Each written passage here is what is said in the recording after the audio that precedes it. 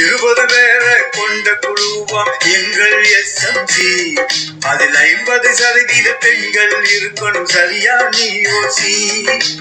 20 பேரை கொண்ட குழுவாம் எங்கள் எஸ்எம்சி.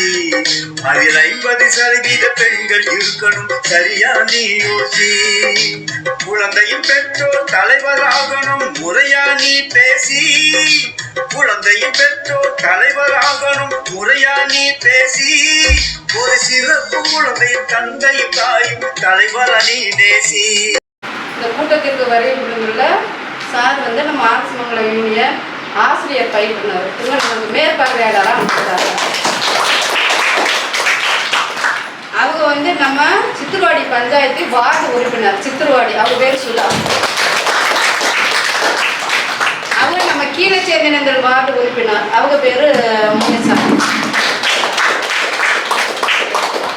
இந்த கூட்டத்துக்கு வருகை புரிந்துள்ள பெற்றோர்களாகிய உங்கள் அனைவரையும் பள்ளியின் சார்பாகவும் இந்த எஸ்எம்எஸ்சி குழுவின் சார்பாகவும் வருவதற்கு என வரவேற்கிறோம்.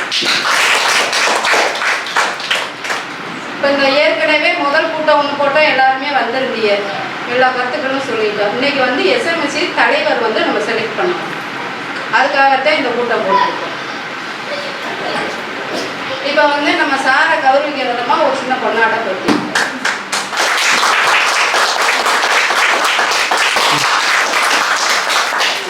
சரி. இப்போ வந்து எஸ்எம்எஸ்சி கூட்டம்னா நம்மளுக்கு பள்ளிக்கு தேவையான உதவிகளை செய்கிறதுக்கு நீங்கள் வந்து முழு சப்போர்ட் எங்களுக்கு பண்ணணும். அது இது வந்து 2009 நடந்துக்கிட்டு இருக்கு. 5 வருஷத்துக்கு ஒரு வாட்டி தலைவர் தேர்ந்தெடுப்பாங்க. இப்போ வந்து 2 வருஷத்துக்கு ஒரு வாட்டி தேர்ந்தெடுக்க சொல்லியிருக்காங்க. இதுக்கு முன்னாடி நம்மளுக்கு வந்து நம்ம பள்ளி எஸ்எம்எஸ்சி தலைவர் இருந்த திருமதி சத்யா 5 வருஷமாக நமக்கு ஃபுல் சப்போர்ட் பண்ணி எல்லாம் தெளிவாக செஞ்சு கொடுத்தாரு. எந்த இடத்துல ட்ரைனிங் நடக்குதுன்னு கூப்பிட்டாலும் உடனே மறுத்து சொல்லாமல் வந்துடுவாங்க. அவங்களுக்காக நம்ம கொஞ்சம் நன்றியை தெரிவிப்போம். இந்த வருஷம் நம்ம புதுசாக தேர்ந்தெடுக்கணும். இதில் ஒரு கருத்தை என்ன சொல்லிட்டாங்கன்னா 5ஆம் கிளாஸ் பேரண்ட்ஸ் வந்து தேர்ந்தெடுக்க கூடாது. ஏன்னா அந்த பிள்ளைய வெளியில் போயிருந்தா.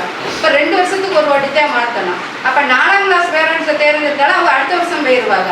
அதனால் 1ல இருந்து 3 வரை படிக்கிற பிள்ளைகளுடைய பேரண்ட்ஸ் ஒருத்தரை தான் நம்ம எஸ்எம்எஸ்சி தலைவியாக தேர்ந்தெடுக்க சொல்லியிருக்காங்க.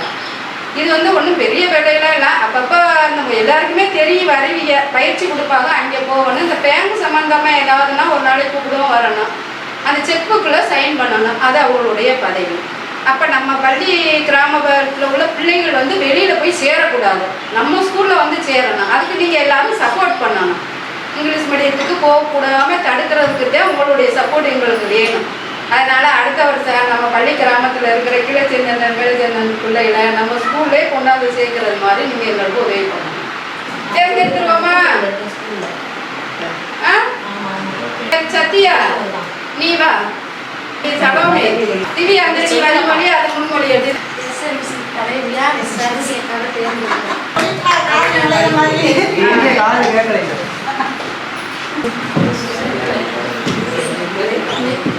வந்து திருமதி ஆர் சர்மிளா தேவியை நம்ம எஸ்எம்எஸ்சி தலைவியாக தேர்ந்தெடுத்திருக்காங்க. எல்லாருக்கும் சம்மதம் தானே?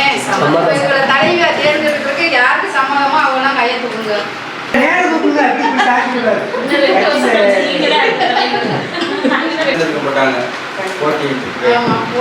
அடுத்துப்பா நம்ம இவங்களுக்கு துணைக்கு ஒரு தலைவரை தேர்ந்தெடுக்கணும். அது நம்ம தலைவர் வந்து பெண்ணை தேர்ந்தெடுத்ததுனால துணைத் தலைவரும் பெண்களாக தான் இருக்கணும். அதுக்கு அவங்களே ஒரு ஜீவோ என்ன கொடுத்துருக்காங்க, ஊனமுற்ற பிள்ளைகளோட பேரண்ட்ஸுக்காக பிள்ளைங்க அவங்களுடைய பேரண்ட்ஸை தான் நம்ம உதவி பிள்ளைகளை தேர்ந்தெடுக்கணும்னு சொல்லியிருக்காங்க. நம்ம வழிபட்டை பொறுத்தளவு அச்சயா தேவி அந்த பிரசாந்த் காளீஸ்வரி பொண்ணு இருக்காங்க அந்த குடியிருப்புல. அவங்க வீட்டிலே இருந்தே படிக்கிறாங்க, ஸ்கூலுக்கு வர முடியாது. நம்மளால முடிஞ்ச நலத்திட்டங்களை எல்லாம் வாங்கி வச்சு காலர்ஷிப்லாம் வாங்கி வந்துக்கிட்டு இருக்கோம். வீட்டிலே இருந்து படிக்கிறது எல்லா பொருளையும் நம்ம அவங்க வீட்டுக்கு கொடுத்து விடுறோம். அதனால அவங்க பேர் வந்து திருமதி காளீஸ்வரி, அவங்கள வந்து துணை தெளிவாக நம்ம தெரிஞ்சுக்கிறோம். எல்லாரும் சம்மதம் தானே? ஏற்கனவே போன மாதம் கடைசியில் வந்து ஒரு கூட்டம் நடந்தது. எஸ்எம்சி உறுப்பினர்களுக்கான விழிப்புணர்வு கூட்டம், பேரண்ட் கூட்டம் ஒன்று போட்டிருந்தாங்க இல்லையா, பெற்றோர்களுக்கான விழிப்புணர்வு கூட்டம் நடந்தது. அதில் ஏற்கனவே சொல்லப்பட்ட கருத்துக்கள் தான். இப்போ இந்த பள்ளி மேலாண்மை குழு ஒரு 10 ஆண்டுகளாக 12 ஆண்டுகளாக செயல்பட்டு RT 2009 குழந்தைகளுக்கான கட்டாய மற்றும் இலவச கல்வி உரிமை சட்டம் 2009 1/4/2010 அமல்படுத்தப்பட்டது. அந்த அப்பையிலேருந்து இந்த பள்ளி மேலாண்மை குழுங்கிறது அனைத்து அரசு பள்ளியிலையும் இருக்கணுங்கிறது சட்டம் அப்பையிலேருந்தே இருந்துக்கிட்டு தான் இருக்குது. ஆனால் இது வரைக்கும் எப்படி நடந்துக்கிட்டு இருந்ததுன்னா ஹெச்எம் வந்து அவங்களுக்கு பிடிச்ச ஒரு ஆளை இல்லை அவங்க பேச்சை யார் கேட்பாங்களோ அப்படி ஒரு ஆளை தலைவியாக போட்டுக்கிட்டாங்க. மற்றபடி 20 பேர் அவங்களாவே வந்து ஒரு உறுப்பினர்களை தேர்ந்தெடுத்து மாதம் கூட்டம் நடக்குதோ நடக்கலையோ, ஆனால் தீர்மான பதிவேடில் கூட்டம் நடந்ததாக எழுதப்பட்டு அவங்க வந்து எப்போயாவது பேரண்ட்ஸ் வர்றப்ப கையெழுத்து வாங்கிக்கிடுவாங்க. இதுதான் நடைமுறையாக இருந்தது. இப்போ அரசாங்கம் என்ன செய்கிறாங்கன்னா இந்த பள்ளி மேலாண்மை குழுவை வலுப்படுத்துகிறாங்க. 2 வருஷத்துக்கு ஒரு முறை இந்த சட்டம் வந்து முன்னாடியிலேருந்தே 2 வருஷத்துக்கு ஒரு தடவை மறுகட்டமைப்பு பண்ணணும் தான். ஆனால் அவங்க ஒரு 1வது பையனோட பேரண்ட்டை வந்து தலைவராகவோ இல்லை உறுப்பினராகவோ போட்டுட்டு 5 வருஷத்துக்கு அப்படியே கொண்டு போயிடுது. அப்புறம் 5 வருஷம் அவங்க வெளியில் போனதுக்கப்புறம் மறுபடியும் மாற்றிக்கிறது. ஆனால் 2 வருஷத்துக்கு ஒரு முறை இது மறுசீரமைப்பு பண்ணணும். சரியா?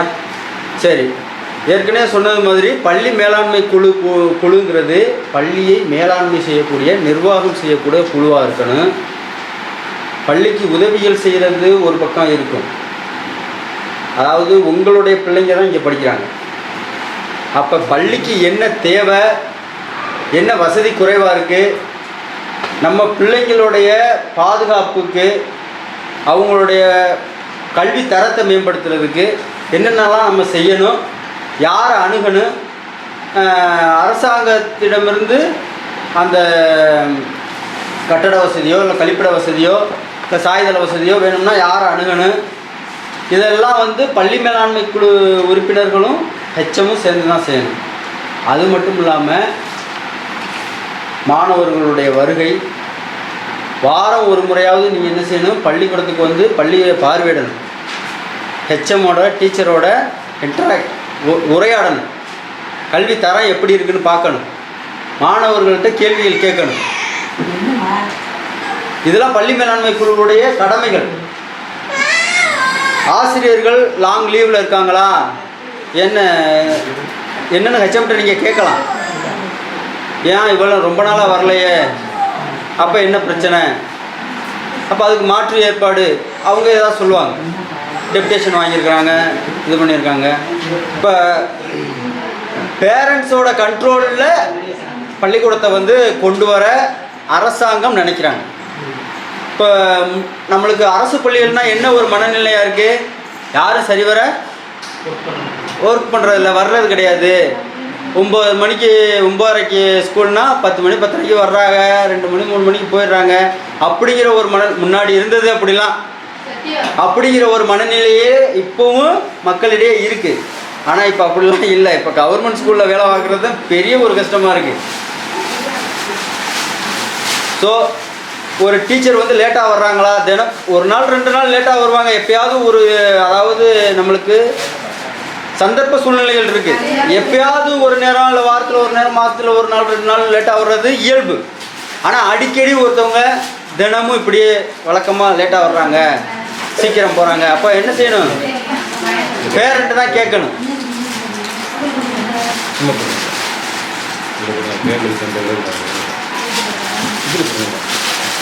அதுபோல் சமூக தணிக்கை ஆண்டாண்டு நடக்குது. ஒவ்வொரு ஆண்டுமே சமூக தணிக்கை நடக்குது. தணிக்கைன்னா என்ன, ஆடிட்டு.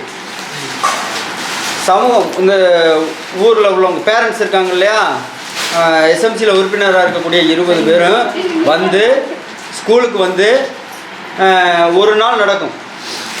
அன்றைக்கு அந்த ஆண்டு முழுக்க உள்ள வரவு செலவு, பள்ளிக்கூடத்துக்கு என்னென்ன நிதிகள் வந்தது, அதை எப்படி செலவு பண்ணியிருக்காங்க, கணக்கில் வந்து இப்போ ஒரு ரிப்பேர் செய்யப்பட்டுள்ளது அப்படின்னு இருக்கா, அதை செஞ்சுருக்காங்களா நேரடியாக பார்க்கணும். டாய்லெட் கட்டியிருக்குன்னு எழுதியிருக்கு, டாய்லெட் கட்டியிருக்காங்களா பார்க்கணும். டேபிள் வாங்கியிருக்கிறாங்க, பீரோல் வாங்கியிருக்கிறாங்க, சேர் வாங்கியிருக்கிறாங்க, காத்தாடி வாங்கியிருக்கிறாங்க, கணக்கில் இருக்குன்னா அது வந்து வாங்கப்பட்டிருக்கா, உண்மையாக வாங்கப்பட்டிருக்கான்னு ஆண்டாண்டு பார்க்கணும். ஸ்கூலுக்கு வந்து வருடம் ஒரு நிதி வந்து கவர்மெண்ட் கொடுக்குறாங்க. 10,000 ரூபா. ஏற்கனவே வந்து 10,000 ரூபாயா இருந்தது, இப்போ 12,500 ரூபா. 50 பேருக்கு மேலே இருந்தால் 20,000 ரூபா, 25,000 ரூபா. 100 பேருக்கு மேலே இருந்தால் அந்த ஸ்டூடெண்ட்ஸோட மாணவர்களுடைய எண்ணிக்கை தகுந்த மாதிரி அரசாங்கம் என்ன செய்கிறாங்க, ஒரு குறிப்பிட்ட அமௌண்ட்டு கொடுக்குறாங்க. அப்போ அந்த தொகையெல்லாம் சரியாக செலவிடப்படுதா, இதெல்லாம் எஸ்எம்சியில் உள்ள மெம்பர்ஸோடைய கடமை. முன்னாடி வந்து ஹெச்எம்மும் பிரசிடெண்ட்டும் தான் அந்த நிர்வாகத்தை பார்ப்பாங்க, நிதி மேலாண்மை செய்வாங்க. பிரசிடெண்ட்டும் ஹெச்எம்மும் செய்கிறப்ப அது சரிவர வருதில்லை. அவங்க வந்து எலெக்டட் பீப்புள், தேர்ந்தெடுக்கப்பட்டவங்க, அவங்க அதில் சில இது எதிர்பார்க்குறாங்க அப்படின்னா பேரண்ட்டே, இங்கே படிக்கக்கூடிய பிள்ளைங்களுடைய பெற்றோர் தான் அதை செலவு செய்யணும்னு இப்போ பெற்றோரை வந்து தலைவியாக நியமிச்சிருக்காங்க. இப்போ அவங்களும் ஹெச்எம்மும் சேர்ந்து தான் என்ன செய்யணும், பணம் எடுக்கலாம், அதை செலவு பண்ணலாம். சரியா? ஸோ இதெல்லாம் உங்களுடைய கடமைகள். ஏதோ கூப்பிட்டாங்க, நாங்கள் வந்தோம், கையெழுத்த போட்டோம், வாங்கினோம், அந்த போனோம் அப்படின்னு இல்லாமல் அடிக்கடி ஸ்கூலுக்கு வாங்க. ஸ்கூலுக்கு வந்து டீச்சர்ஸோட பேசுங்க, மாணவர்களோட பேசுங்க, கல்வி தரத்தை பாருங்கள், அவன் எப்படி படிக்கிறான்னு பாருங்கள், என்ன வசதிகள் இங்கே வந்து குறைவாக இருக்குன்னு பாருங்கள். நிறைய ஊர்களில் வந்து கல்விச்சீர்னு கொடுக்குறாங்க. ஆண்டு விழா வச்சு அன்னைக்கு வந்து ஊரில் உள்ளவங்க சீர் மாதிரி கொண்டு வர்றாங்க, ஸ்கூலுக்கு என்னென்ன தேவையோ எல்லாம்.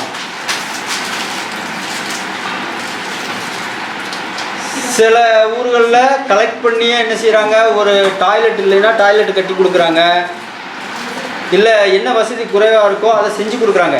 குடிநீர் வசதி இங்கே இருக்கா? இல்லை. ஊருக்குள்ளே தண்ணி வருது இல்லையோ?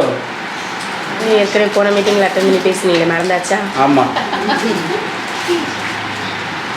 அதுக்கு பிரசிடெண்ட், வார்டு மெம்பர்ஸ் சொல்லி அதில் பேசியிருக்காங்க, அதில் சொல்லிட்டு போனாங்கல்ல, பிரசிடெண்ட் அம்மா வந்து சொன்னாங்கல்ல, பண்ணி உங்கள் பிள்ளைங்க தான் இங்கே படிக்கிறாங்க.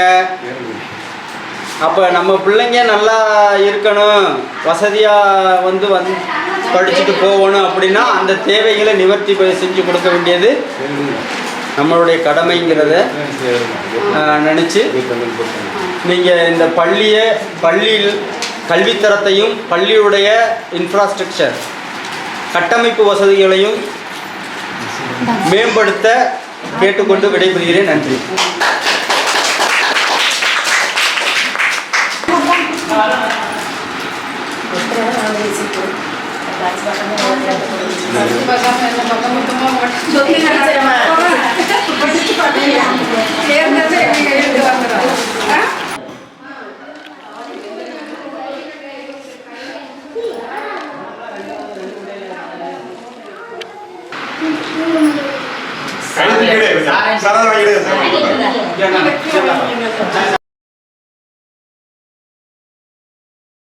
பள்ளி மேலாண்மை குழு உறுப்பினர்கள் உறுதிமொழி.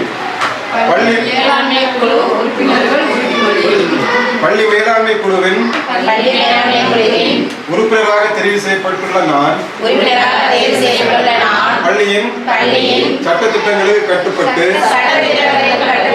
பள்ளியின் வளர்ச்சிக்கும் மாணவர்களின் கற்றல் மேம்பாட்டிற்கும் உறுதுணையாக இருப்பேன். அரசின் அனைத்து நலத்திட்டங்களும் மாணவர்களுக்கு சென்றடைவதையும் பள்ளியின் வளர்ச்சிக்கு சமூகம் மற்றும் பிற துறைகளின் பங்களிப்பையும் உறுதி செய்வேன். எனது பள்ளி மாணவர்களுக்கு சமமான கல்வியை உறுதிப்படுத்துவேன் என்றும் கல்வி கற்க உகந்த மகிழ்ச்சியான பள்ளி சூழலை உருவாக்குவதற்கு ஏற்ற பள்ளி மேம்பாட்டு திட்டத்தை உருவாக்கி பள்ளியின் வளர்ச்சிக்கு உறுதுணையாக இருப்பேன் என்றும் உளமாற உறுதியளிக்கிறேன்.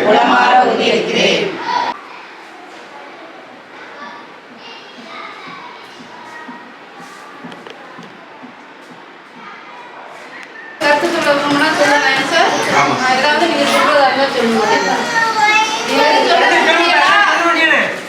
சொல்லுங்க.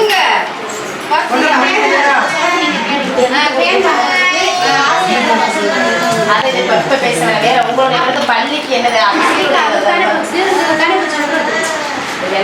வேற கருத்துக்கள் எதுவும் பள்ளிக்கு என்ன ஏற்கனவே ஒரு திட்டம் போட்டிருக்கோம். தண்ணி வசதி இல்லாதனால ஒரு தண்ணி தொட்டி கட்ட எல்லாரும் அரேஞ்ச் பண்ணி கட்டி தந்துட்டாங்கன்னா நாங்கள் வந்து டேம்ல இருந்து தண்ணி இறக்கிடுவோம். மழை சமயம் மழை நீரை விட்டு நாங்கள் மோட்டர் போட்டு சப்ளை பண்ணுறோம்னு பேசி போன கூட்டத்தில் நம்ம முடிச்சுட்டோம். அதுக்கு வந்து நீங்கள் எங்களுக்கு முன்னுரிமை கொடுத்து ஆளுக்கு 500 1000 போட்டு தொட்டி கட்டி தந்துட்டீங்கன்னா எங்களுக்கு ரொம்ப நல்லது. சொல்லியிருக்காங்க அது கனெக்ஷன் வந்துச்சுன்னா எடுத்து தரேன்னு சொல்லியிருக்காங்க. ஆமா அவங்க தொட்டி கட்டுற மாதிரி சொல்லலை. அதாவது போர் போடணும் இல்லைன்னா கிணறு வெட்டணும்னு ஃபர்ஸ்ட் நம்ம ஆரம்பித்தோம். அப்போ அவங்க சொன்னாங்க பைப் கனெக்ஷன் வரப்போகுது, அது கிணறு வெட்ட வேண்டாம்னு சொன்னாங்க.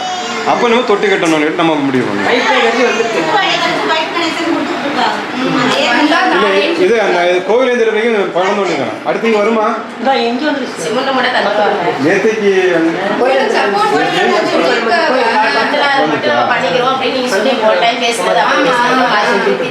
நாளைக்கு ஸ்கூலுக்கு ஒரு அப்ப சொல்லல நாங்களும் காசு நான் 1000 ரூபா நீங்கள் 1000 ரூபா போட்டால் போதும்னு சொன்னேன். 1000 ரூபாய் இருந்தாங்க போடுறோம். நீங்கள் கேட்டீங்களா? எல்லாருக்கும் 2000 ரூபாய் போட்டுருவோம்.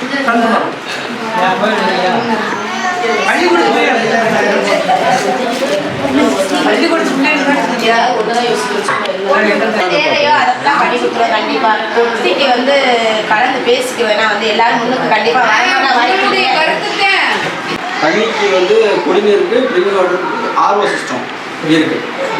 அதுபோல் டெஸ்க் பெஞ்சு அவரே மதுரையில் போய் ஆர்டர் பண்ணி அதுவும் வந்து வெளியிலேருந்து வாங்கி தான் டெஸ்க் பெஞ்சு வாங்கி போட்டிருக்காரு. வாகைக்குடி ஸ்கூலும் அது போல் ஃபுல்லாக டைல்ஸு டெஸ்க் பெஞ்சு. சித்திரவாடி வந்து எய்டட் ஸ்கூல் தான், அவங்களுக்கு அரசாங்கத்திலேருந்து எந்த ஃபண்டும் கிடையாது. ஆனால் அங்கே 2 கம்ப்யூட்டர் இருக்குது, ப்ரொஜெக்டர் இருக்குது. ஆமாம், 5வது பிள்ளைங்க 4வது பிள்ளைங்களுக்கு ஒரு நாளைக்கு 1 மணி நேரம் 1/2 மணி நேரம் கம்ப்யூட்டர் வந்து பழக்கி விடுறாங்க. கவர்மெண்ட்டே கிடையாது, பெரிய விஷயமா இருக்கு. அது கவர்மெண்ட் ஸ்கூல் இல்லை, அது எய்டட் ஸ்கூல். எய்டட் ஸ்கூலு அப்படி இருக்குது. அது மாதிரி நிறைய ஸ்கூல்களில் நல்ல வசதிகள் வந்து செஞ்சு கொடுக்குறாங்க. இதை எல்லாரும் வசூல் பண்ணி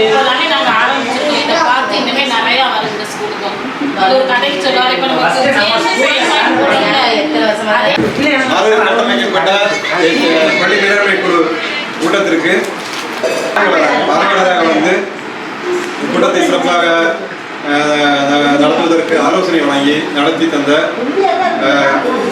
எங்கள் ஆசிரியர் பயிற்சியாளர் சார் கொடுத்து அவருக்கு எனது சார்பாகவும் உங்கள் சார்பாகவும் நன்றி தெரிவித்துக் கொள்கிறேன்.